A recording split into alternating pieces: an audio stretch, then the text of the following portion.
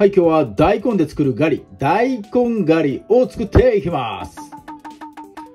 回転寿司のくら寿司さんで卓上の無料のガリ、あいつが生姜から大根に変わりました。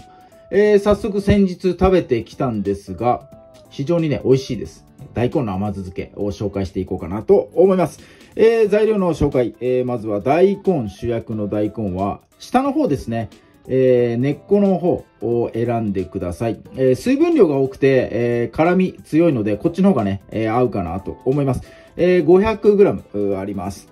それから甘酢作るのに、お酢と砂糖ですね。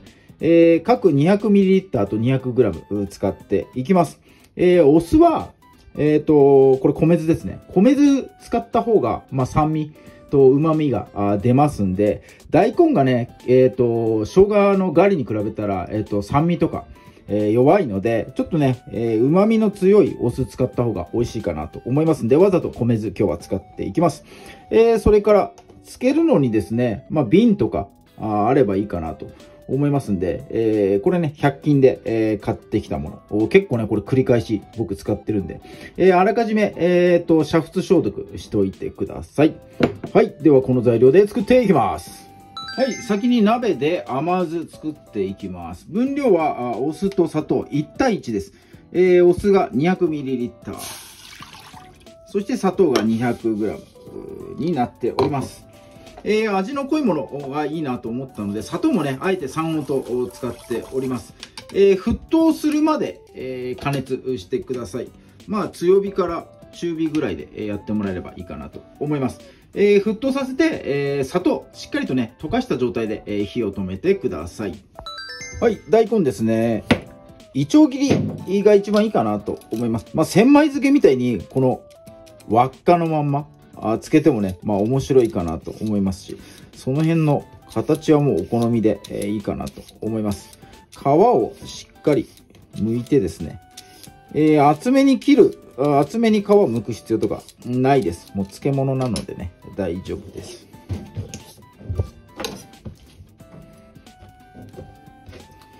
よいしょ。はい、僕はね、いちょう切りでやっていきますよ。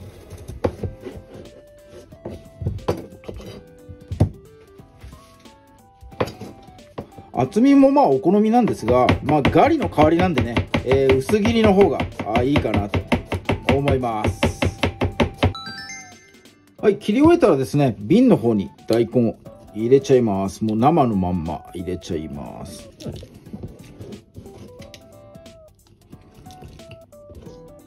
はい、ぴったりですね。ピッチピッチ。ここに先ほど作った甘酢ですね。ちょっと冷めた状態にしてもらって、若干湯気出てますが、これ80度ぐらいかなと思いますんで、ガラス瓶対応できるかと思いますので、これいっちゃいます。生姜の時は、これお酢入れた瞬間にピンク色とかになるんですが、大根はね、色変わんないからなんか、ちょっとつまんない感じもしますが、汁もぴったり。はい。蓋をして、粗熱が取れたらですね、冷蔵庫で、漬け込んでいきたいと思います。2日3日経てば、味が染みてね、美味しく食べれるかなと思います。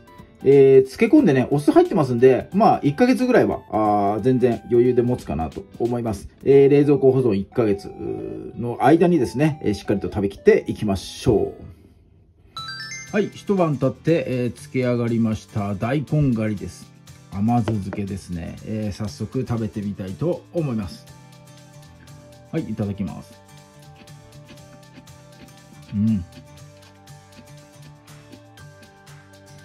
パクパクいけちゃいますね、これ。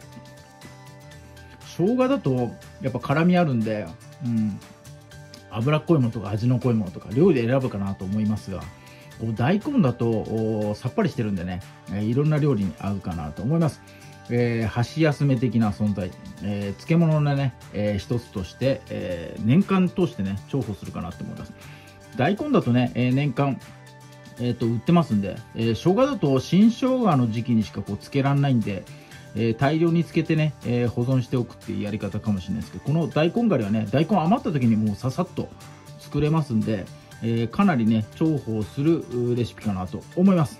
今日はですね、大根の甘酢漬け、大根狩りを紹介しました。動画を今日も最後まで見ていただいてありがとうございます。いいね、グッドボタンとチャンネル登録もぜひともよろしくお願いいたします。